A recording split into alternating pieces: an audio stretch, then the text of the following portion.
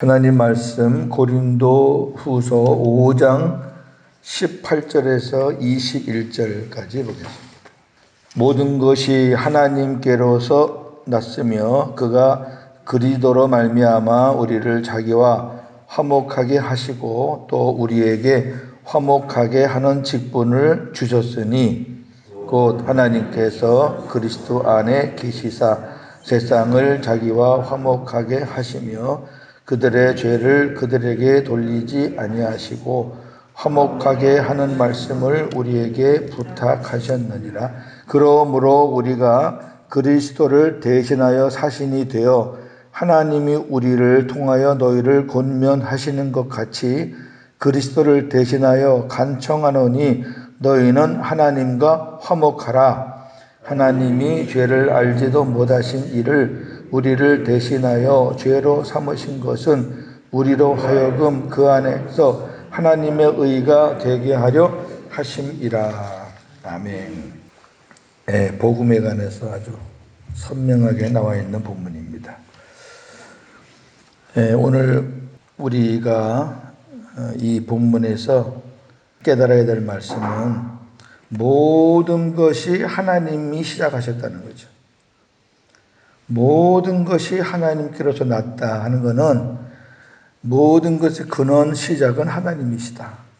저와 여러분들 구원하는 것도 마찬가지고 그 전에 창조하는 것도 마찬가지고 하나님의 작정, 하나님의 예정, 하나님의 섭리, 하나님의 경륜 전부 다 하나님이 하시는 거죠. 거룩한 질서 속에서 하나님의 계획을 우리 주님이 또 같이 하시고 그다음에 성령도 같이 하시고 삼위일체 하나님이시니까 그러나 모든 것의 근원 시작은 하나님이 하신다. 오늘 본문에서는 저와 여러분들을 구원하고 그다음에 복음으로 살게끔 예수님을 십자가에 달려 죽게 하시고 그 복음을 가지고 살게 하시고 그 복음을 전하게 하시고 이게 다 하나님께서 하시는 거다라는 것을 염두에 두고 오늘 본문을 보시면 좋겠습니다. 18절 보니까 모든 것이 하나님께로서 났으며 자 어떤 것이 그가 그리스도로 말미암아 우리를 자기와 화목하게 하시고 또 우리에게 화목하게 하는 직분을 주셨다. 하나님과 우리는 화목할 수가 없어요. 하나님은 거룩하시고 하나님은 죄를 가까이 할 수가 없어요. 저나 여러분은 뭐 잘났든 못났든 태어나면서부터 원죄를 갖고 태어나요. 그래서 저나 여러분은 하나님을 직접 만날 수 없어요. 하나님 우리 화목합시다. 안 돼요. 반드시 누가 계셔야 되냐면 그리스도가 계셔야 돼요. 그 중보자예요, 중보자. 이 중보자는 다리 역할을 하는 거예요. 하나님이시면서 인간이어야 돼요. 그래야 양쪽 다리가 되잖아요. 하나님만 돼도 안 되고 인간만 돼도 안 돼요. 그러니까 중보자는 천하에 한 분밖에 없는 거죠. 다른 신들은 다 잡신이에요. 예수님, 하나님, 예수님. 그러니까 그리스도로 말미암아 하나님과 화목하게 됐다. 그러니까 내가 곧 길이요 진리요 생명이니 하나님 앞에 가는 길이 예수님밖에 없어요. 사도행전 4장 12절 천하 만민에 구원을 얻을 이름을 예수 외에 다른 이름을 준 적이 없어요. 하나님이. 그래서 하나님은 우리와 화목하기를 원해요. 그 화목의 결정체가 뭐냐? 너희는 내 자녀, 나는 너희의 아버지. 그보다 더 화목한 건 없어요. 네. 무슨 이웃집 아저씨하고도 화목할 수 있죠. 관계가 좋으면. 작은 아버지하고 삼촌하고도 관계가 좋으면 화목할 수 있죠.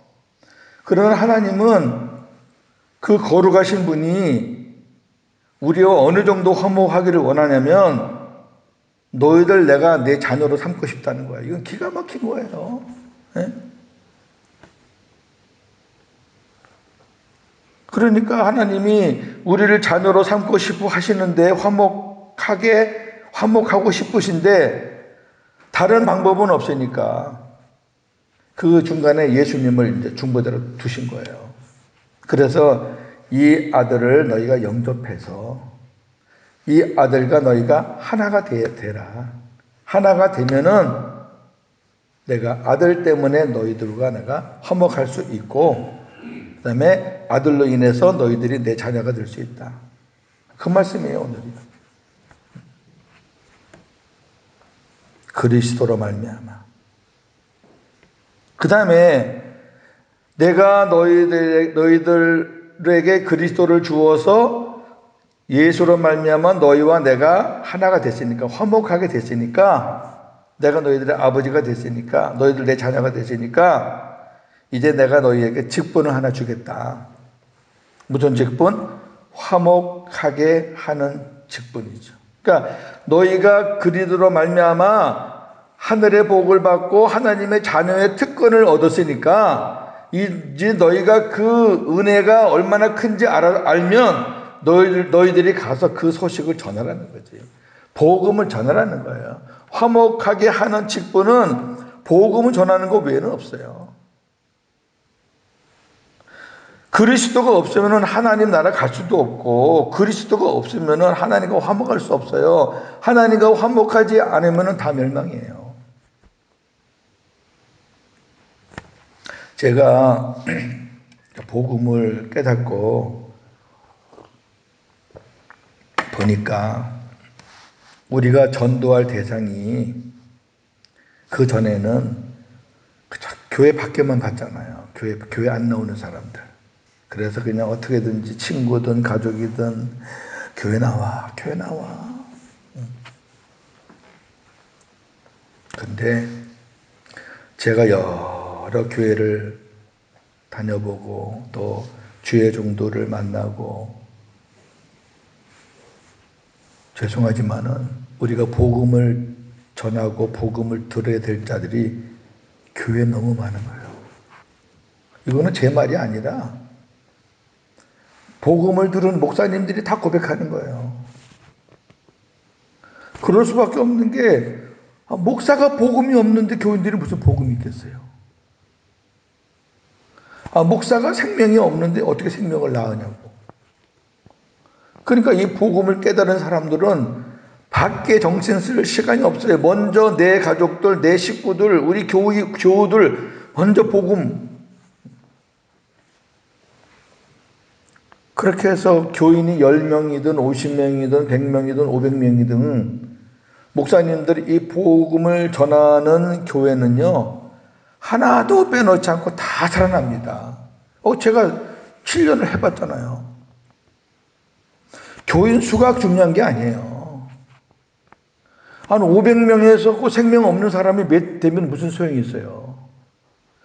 10명, 20명이지만은 다 하나님의 생명을 가지고 복음으로 살면은요, 친가족보다 더 재밌어요.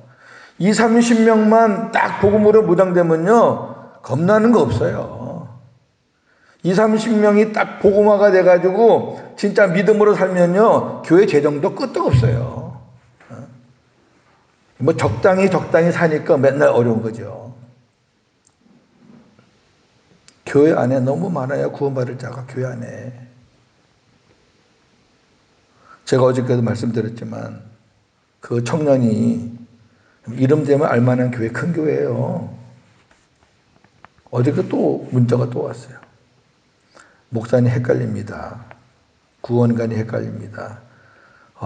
이 팀장은 자기랑 오래 사귀었던 사람이고 아주 신앙도 좋은 사람이고 많은 사람들에게 평판도 좋고 교회에서도 인정받아서 팀장도 맡았고, 그런데 막 구원관에 대해서 너무 확실하게 나한테 얘기하니까 내가 헷갈립니다. 그러더라고요.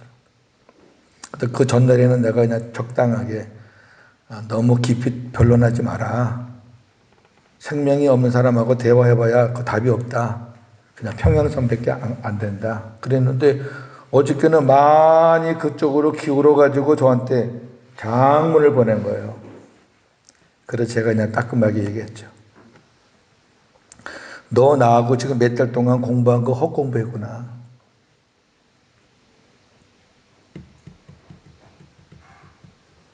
내가 헛고생했다고 생각하니까 참 마음이 아프다. 좀 찔렀어요. 아직까지도 복음과 율법이 구분이 안 돼가지고 어떡하냐. 한번 네 선배한테 예수님 어디 계신가 한번 물어봐라. 그러면 희한한 대답을 할 거다. 만약에 네 선배가 예수님이 내 안에 있다라고 말하면 그러면 예수님이 내 안에 계시고 하나님의 생명이 내 안에 있는데 왜 구원의 확신이 없는가 한번 물어봐라. 그 예수님이 들어왔다가 또 우리가 잘못 살면 또 나가고 잘못 또 들어오시고 나가고 그런 주님인지 한번 물어봐라. 그 선배 안에 예수님이 안 계시고 하나님의 생명이 없으니까 구원의 확신이 없는 것 아니냐 이 바보야. 그 따끔하게 보내더니 그냥 금방 이제 답이 왔어. 아유 선생님 죄송합니다. 정신이 번쩍 납니다.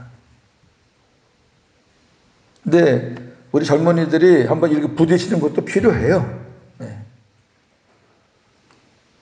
그러면서 이제 그 팀장이 그 유명한 목사, 외국 목사님의 한 번 구원받은 사람은 영원하다. 그 주제에 대해서 결론은 한 번 구원받은 사람은 영원하지 않다. 탈락될 수도 있다라는 것을 설교한 그 유튜브를 보내가지고 또 저한테 보내더라고요. 제가 들었죠. 한 25분 정도 되는 건데. 엉망이에요, 엉망 구원관이.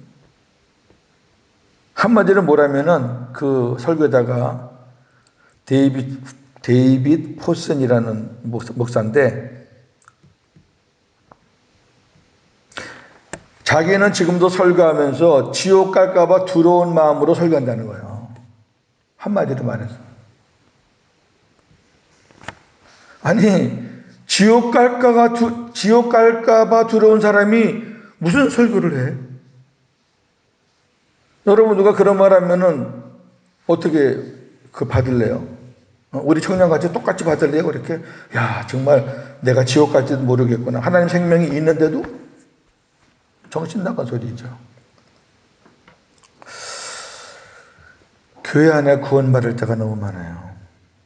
우리가 화목하게 하는 직분을 가지고 밖에만 나가는 게 아니라 교회 안에도 많아요. 우리 교회 교인들은 제가 보기에는 대부분의 교인들이 다 하나님의 생명을 갖고 계세요. 아니, 목사가 그냥 자나깨나 복음만 전하고 내 안에 그리스도, 내 안에 예수 그거 전하는데 귀 막지 않고서는 잠자지 않고서는 다 복음을 들었는데 19절 곧 하나님께서 그리스도 안에 계시사. 정확하죠? 하나님이 예수님 안에 계셨어요. 예수님 안에 아버지가 계셨다고요. 어떻게 했어요? 세상을 자기와 화목하게 하시며 그들의 죄를 그들에게 돌리지 아니하고 사람들의 죄를 사람들에 돌리지 않고 예수님을 화목제물로 삼아가지고 그 죄를 예수님에게 돌렸다는 거예요. 아버지가 예수님에게 그렇게 말씀하신 거 사랑하는 아들아 네가 내 뜻을 행하려고 이 세상에 왔으니까 네가 십자가에 죽어라. 그게 내 뜻이다. 히브리서 10장 보면 예수님 이 땅에 오실 때 아버지 내가 아버지의 뜻을 하나님의 뜻을 행하러 왔나이다. 그러고 죽은 거예요. 우리가 죽어야 돼요. 우리가 죄를 졌기 때문에 우리가 죄를 감당해서 다 지옥 가야 되는데 그 모든 죄가를 당신의 아들에게 다 지었잖아요. 왜? 우리와 화목하고 싶으셔서. 나중에 아버지 나라 다 초청해서 우리는 자녀, 우리 하나님 아버지 그렇게 살고 싶으셨어. 이거 눈물 나는 이야기예요. 하나님 입장에서 보면 기가 막힌 거예요. 예수님이 십자가에 달리실 때 그 안에 아버지가 계셨다고요. 성부 고난설 그래가지고 예수님이 어떻게 아버지가 아들을 십자가에 못 박히겠느냐? 아들은 비껴내고 하나님 아버지가 자기가 대신해서 고난받았다고 하는 성부 고난설은 그건 이단이고, 아니 어떻게 아버지가 육신으로 죽어요? 말도 안 돼. 아버지 하나님 영이세요. 육이 없어요. 육이 있는 하나님은 예수님밖에 없어요.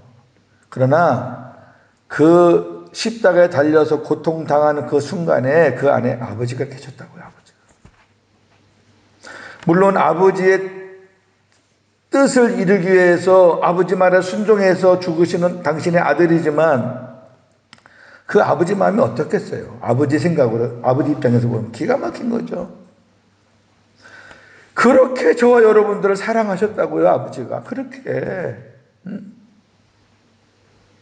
죄 때문에 지옥 가는 저희들을 자녀로 삼기 위해서 당신의 하나밖에 없는 독생들을 죽이셨다고요. 그 하나님의 아픔과 그 다음에 하나님의 사랑이 동시에 우리가 느껴져야 되는 거 아니에요. 그게 복음이죠, 그게. 그러면서 화목하게 하는 말씀을 우리에게 부탁하셨다. 18절은 화목하게 하는 직분, 19절은 화목하게 하는 말씀.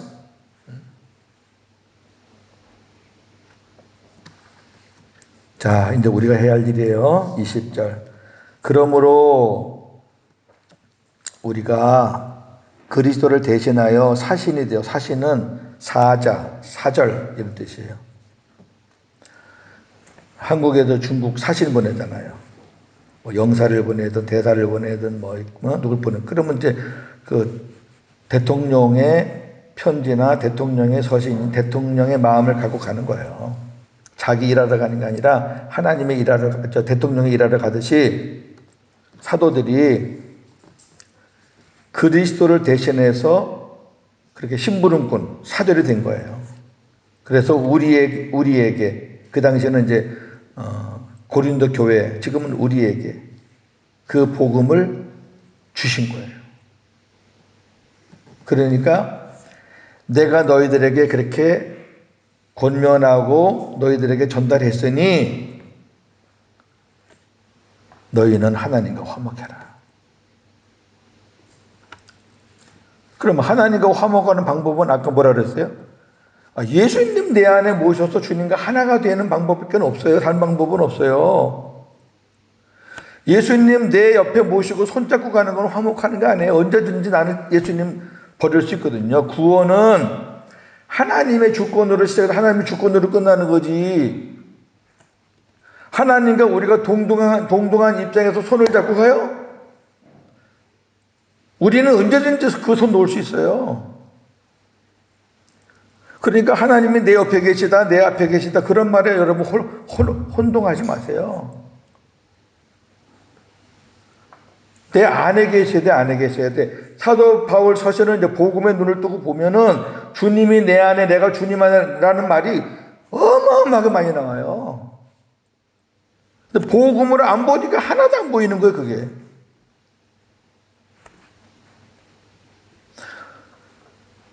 너희는 하나님과 화목해라. 그래서 너희들 하나님의 자녀가 되라. 하나님이 너희의 아버지가 되고 싶어 하신다. 내가 이 복음을 너희에게 지금 간청한다. 권면한다. 이 복음을 너희가 받아라. 그러니까 이 예수를 너희 안에 모시고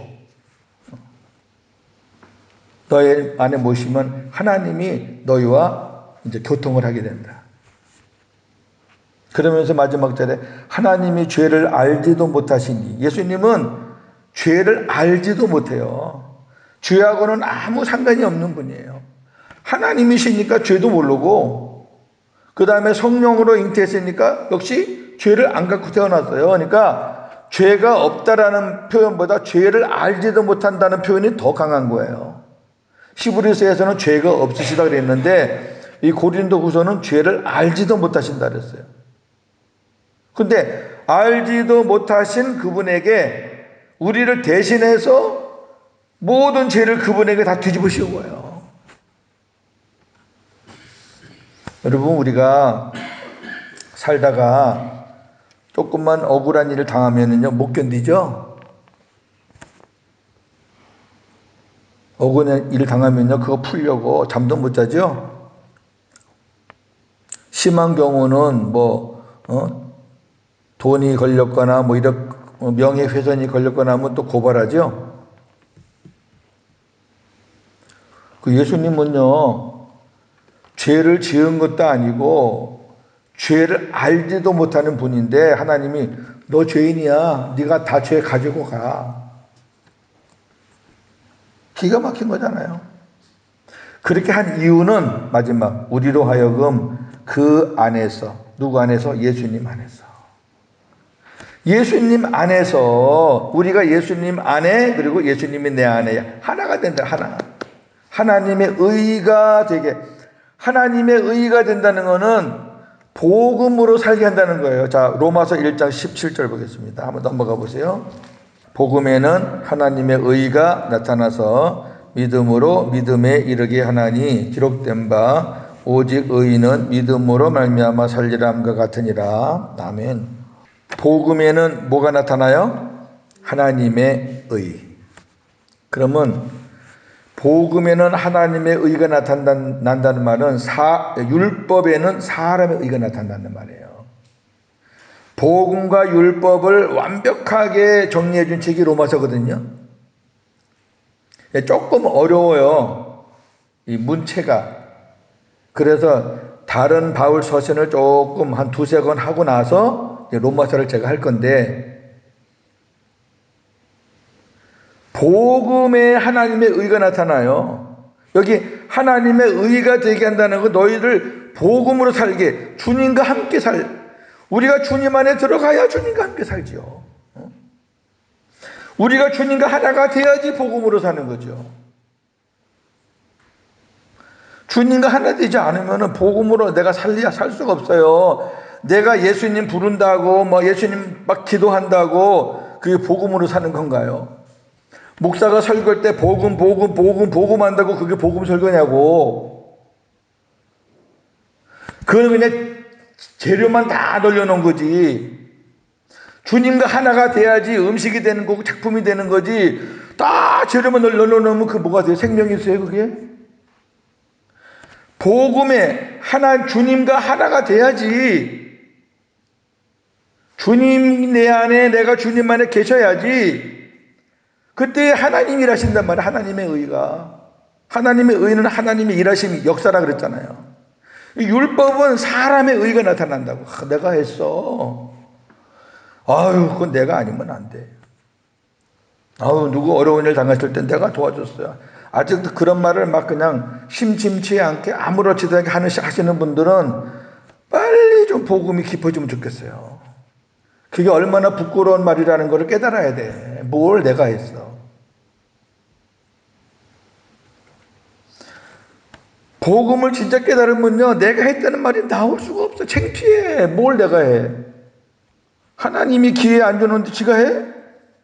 하나님이 기회를 주시니까 하는 거죠. 또 도울 수 있는 여건을 하나님이 만들어 줬으니까 하는 거죠. 그렇게 할 수 있다는 거, 하나님의 선한 일에 쓰임 받았다는 거, 내가 하나님의 종으로 하나님의 도구로 쓰임 받은 것에만 감사하면 되지. 그걸 왜 내가 했다 그래, 내가. 그 아직도 율법이요. 생명은 있는데 아직 율법의 찌꺼기가 아직 남아있어 그래요. 제가 여러 번 얘기했잖아요. 바울이 자랑할 게 저와 여러분하고는 비교가 안 돼요. 정말 그분은 자랑할 게 많아요. 자타공인 다 인정하는 거예요. 그러나 바울이 딱 두 가지 자랑을 했어요. 나는 예수님 십자가 자랑하고 그 다음에 내가 약한 거 자랑한다. 딱 두 가지만 자랑했어요. 여러분, 율법으로 살 때는 자랑할 게 많아요. 내가 왕년에 이런 것도 하고 이런 것도 하고 교회에서 이것도 하고 저것도 하고 그런데요, 복음이 딱 되면요, 내가 잘못하고 연약했던 것만 쫙 보이는 거예요. 아유, 내가 그래도 더 잘할 수 있었는데. 아유, 그때 나 때문에 상처받은 사람들이 많았을 텐데.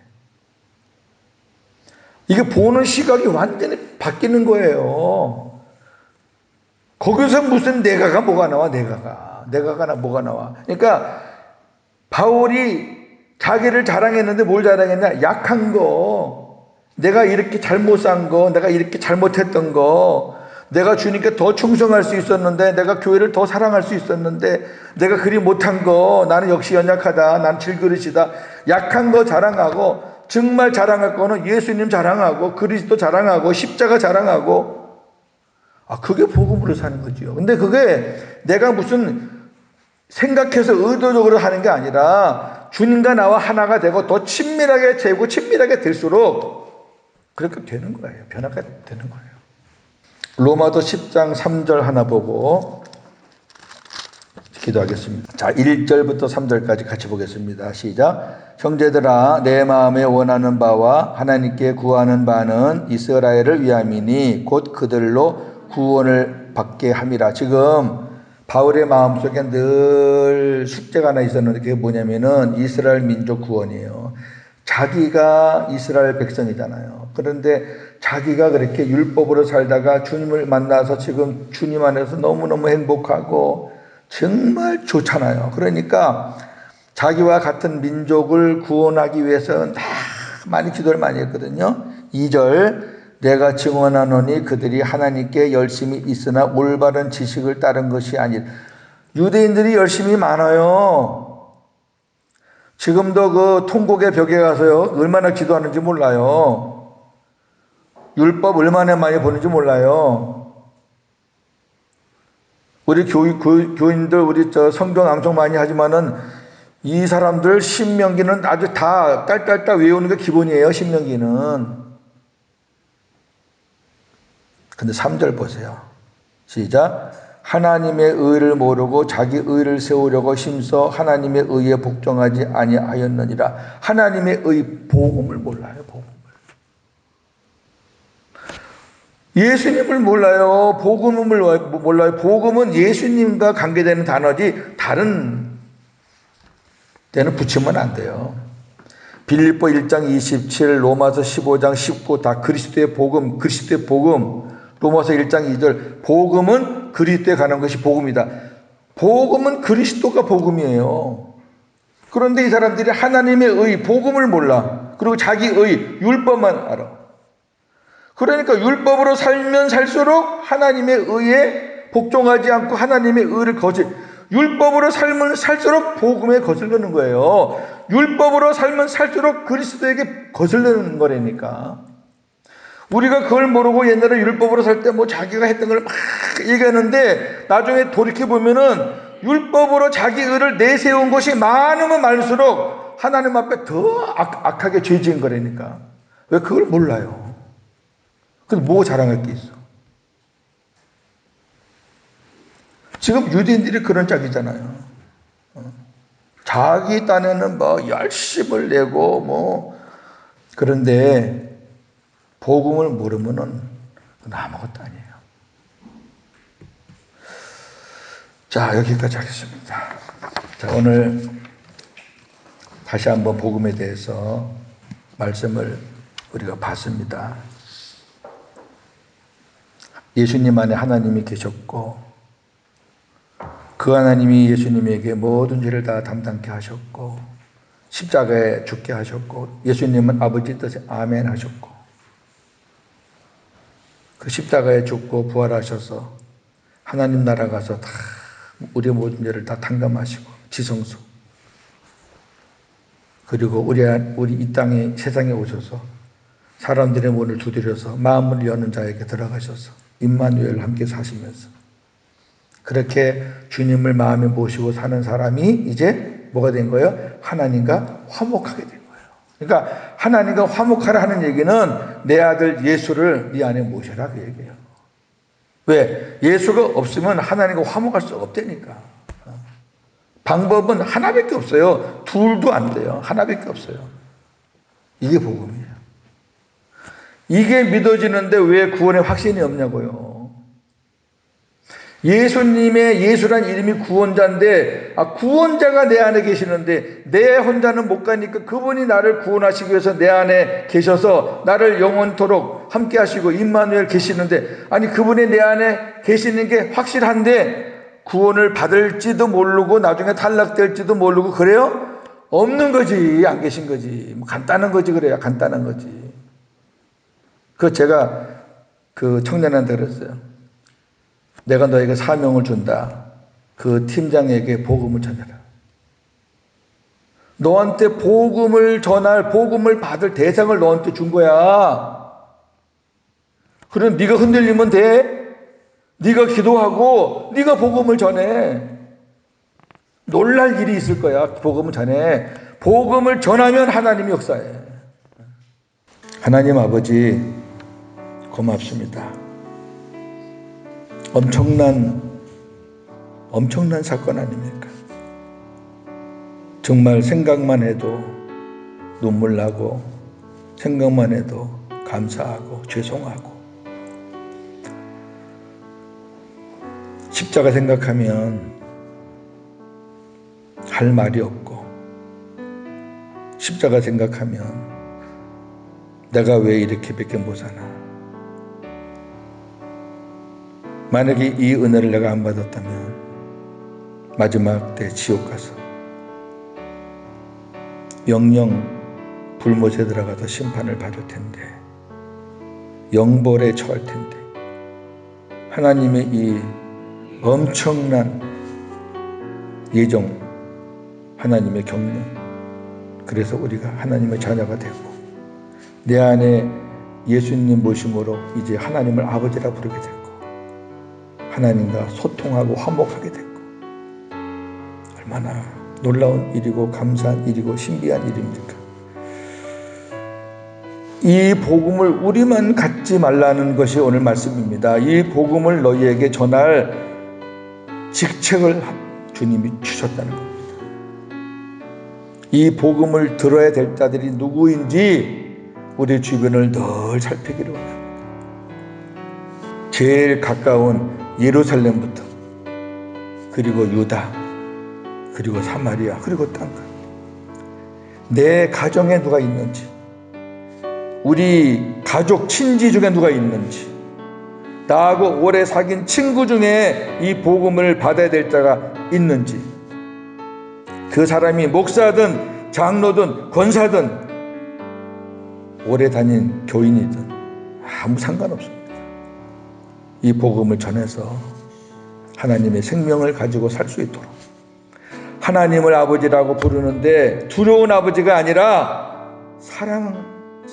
나를 사랑하시는 아버지, 두려운 아버지, 심판받을 아버지, 언제 버릴지 모르는 아버지, 그 아버지는 아닙니다. 그 아버지 말고 언제든지 아빠, 아버지라고 부를 수 있는 그 아버지 모시고 살 수 있도록.